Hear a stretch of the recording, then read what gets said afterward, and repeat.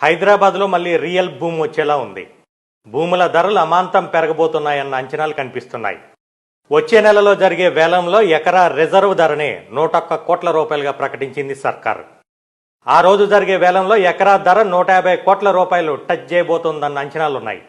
అంతగా మించి కూడా పలికే అవకాశం ఉందని తెలుస్తోంది. హైదరాబాద్ రాయదుర్గం నాలెడ్జ్ సిటీలో 18.67 ఎకరాల ప్రభుత్వ భూములను అక్టోబర్ 6న ఈ వేలం వేయనుంది ప్రభుత్వం. ఒక్కో ఎకరా రిజర్వ్ ధర 101 కోట్లుగా నిర్ణయించింది ప్రభుత్వం. సర్వే నెంబర్ 83/1లో ప్లాట్ నెంబర్ 19లో 11 ఎకరాలు, ప్లాట్ నెంబర్ 15A/2లో 7.67 ఎకరాలు వేలం వేయబోతోంది. రిజిస్ట్రేషన్ ఫీజు 1180 రూపాయలుగా నిర్ణయించింది ప్రభుత్వం.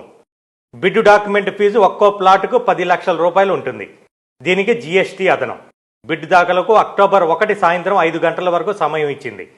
అక్టోబర్ 4వ తేదీ వరకు ల్యాండ్ విజిటింగ్కు సమయం ఇచ్చారు. అక్టోబర్ 6న మధ్యాహ్నం 3 గంటల నుంచి సాయంత్రం 6 గంటల వరకు వేలం వేస్తారు.